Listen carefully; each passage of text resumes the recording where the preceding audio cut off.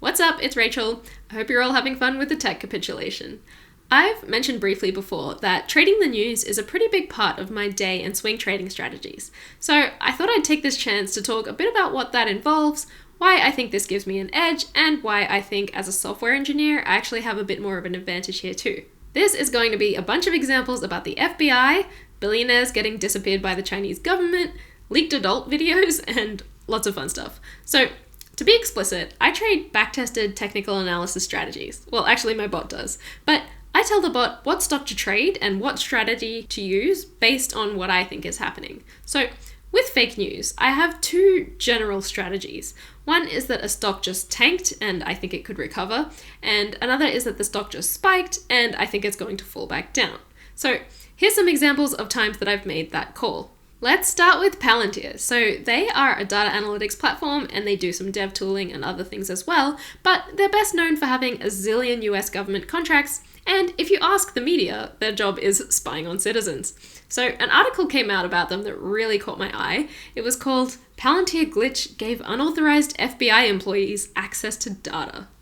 Like, holy heck, the stock had a sharp downwards move and I was ready with the popcorn. I was like, oh my goodness, the media's been right this whole time. They really are spying on people, but there's no way this is a glitch. Palantir's just been found out for putting in a deliberate FBI backdoor in their software. That is crazy. So I'm super interested. I start reading the article and unfortunately, or maybe fortunately, it becomes clear that this is the dumbest hit piece known to mankind. So the way Palantir works is it's like Jira or Google Drive, Slack, Discord, Notion, whatever your organization uses, you sign up to use this tool for your organization. And much like Google Drive, Slack, Jira, the default settings are any work you do in that platform is visible by the rest of your organization. So what happened with this Palantir thing? It wasn't a backdoor and it wasn't a glitch either. The article was literally about how in the FBI's Palantir instance, the FBI by default could access things on the FBI's Palantir instance.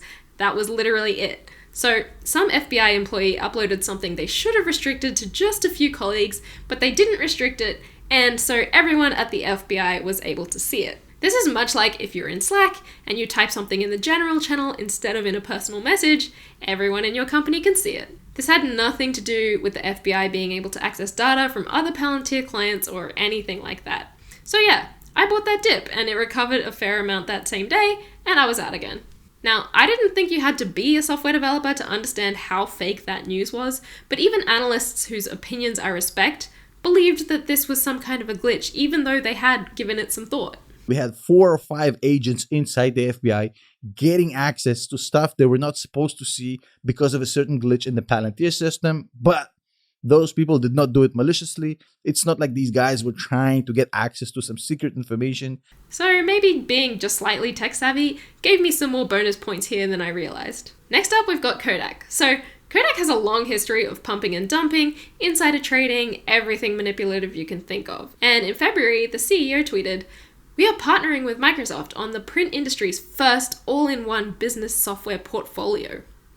Kinda sounds like a big deal, right? They're partnering with Microsoft on an all-in-one business software portfolio. That's incredible. The shares shot up 40%. Now, if you're a curious person and you don't take these things at face value, then you might think, what the heck is an all-in-one business software portfolio? And why in the heck would Microsoft partner with Kodak on literally anything? So I did some investigation, and by that I mean I read the article and not just the headline, and it said that Kodak is using Azure for their project. That's it. Now, this kind of thing happens all the time, and I think I get bonus points here as a software engineer because I immediately knew what Azure was and how that meant absolutely nothing. So for the unfamiliar, Azure is a competitor to Amazon Web Services and Google Cloud Platform. In other words, it's a place you upload your code to. Kodak saying that they're partnering with Microsoft because they're using Azure is like me saying that I'm partnering with Apple on these videos because I'm filming on an iPhone that I bought myself. Like, no. So, based off the 40% spike and this complete non-news, I shorted Kodak that day. Now, again, you absolutely don't have to be a software developer to know that this news is meaningless or to figure out that it's meaningless, but I think it helps with reaction speed, I guess. So There's often technical jargon in fake pumpy articles like this, or like companies saying that they've used AI and algorithms to solve all of their business issues, or the blockchain. A lot of the retail-loved growth stocks are in the tech sector, so a lot of the fake news is also about the tech sector. And being involved in that sector makes it pretty easy to spot overblown headlines, more than the average person can, I think. But it's not just the tech sector. Nicola has said that they're partnering with energy companies when it turns out they just signed up their utility bill with them. Also, penny stocks will often put out headlines that they're partnering with a major retail store so that you think they're going to be in Walmart or something, when in reality, if they were going to be in Walmart or any store you'd heard of, that would have been in the headline. But back to this tweet from Kodak. So it's actually a 2-for-1. It was doubly fake news, like we have to go deeper level fake news. So the reason for this is this tweet is from February, but Kodak had announced this project the previous December. The news about their partnership with Microsoft had already come out, was already announced months before, had a spike, had a drop, this had all already happened. The CEO was just painstakingly pumping the stock again this particular day in February. His Twitter account is gone now because I think he got in a little bit of trouble too many times. But there you go. Even if it was real news, it was still fake because it was already known way earlier. And this happens relatively often. Now let's jump into Alibaba. So this is another classic case of when real news is still fake news. So Jack Ma, the founder of Alibaba, criticized the Chinese government in a speech publicly, and then basically disappeared from the public without a trace for months. It's not like he just stopped posting selfies on Twitter or Instagram. He had his own TV show and didn't show up for the finale, with no explanation from himself. And his PR person said that there was a scheduling conflict. So Alibaba's a pretty solid business, right? Lots of legitimate customers, it's not a scam. And the stock price tanked on this news. So in times like these, I like to think through, did the stock deserve to tank on this news? And if not, should I buy it? And is there a clear catalyst for this stock's potential revival? So, not being an investigative journalist myself, I didn't know if this was fake news or not. The Chinese government does disappear people who speak out against them, and I can easily see Jack Ma being a big enough threat for them to target, but there was no way to know for sure if that's what was happening. It was all just speculation. Maybe he just went on holiday, maybe he was dealing with mental health issues, who knows? He was gone though. So the second question was, if we assume that's true, then to what extent will it actually affect Alibaba as a business? Like, can Alibaba function without its CEO? And the answer is, it doesn't matter. Jack Ma was not the CEO. He was not the chairman. He was the founder. And that's why all the headlines were bringing Alibaba into this news about Jack Ma. But he had left Alibaba years before this news came out. He literally did not work there, didn't hold a board seat, nothing. So even if this was real news and he did get disappeared by the Chinese government, it's still fake news about Alibaba because he doesn't even work there.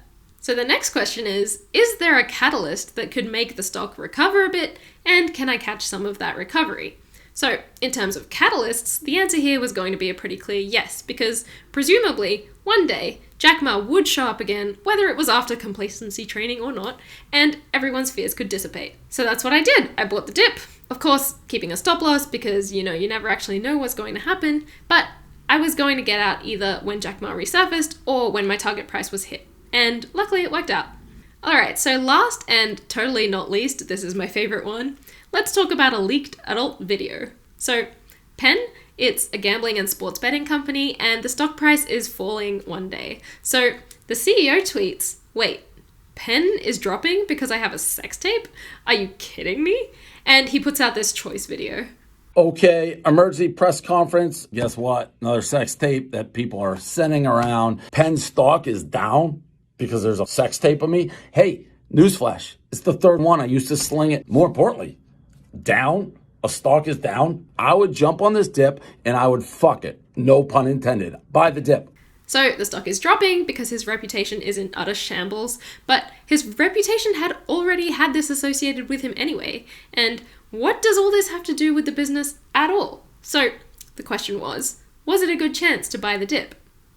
And I decided the answer was no. So I thought it might be, because why should a video tank the stock price? But the story made no sense to me. I couldn't find any trace of news outlets reporting on this sex tape thing until after he tweeted about it.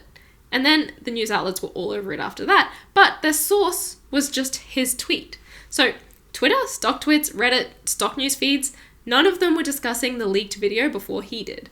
I found it really hard to believe that the stock price was dropping because of a video that wasn't in the news and nobody was talking about at all. What I did find, however, was that news had come out that Penn was highly likely to not be approved for a sports betting license in New York State, which kind of a big deal for a sports betting company. So, what I'm insinuating, I think this was the biggest brained 4D chess play by this guy. Now, I can't completely prove this, but I really think he made up the sex tape to cover the real reason why the stock was dropping.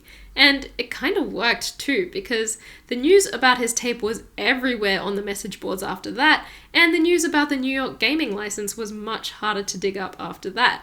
So, I didn't buy the dip, and I didn't short it. I just sat back and watched on this one. And turns out it kept tanking in the following days and the following months. And yeah, a couple months later, it was revealed that they did not get the New York gaming license, and their stock crashed a lot at that point. Now, I could go on with a million other fake news examples. It happens every week, if not every day, but I'll leave it there. Stay rational, subscribe if you're into trading content, and I'll see you in the next video.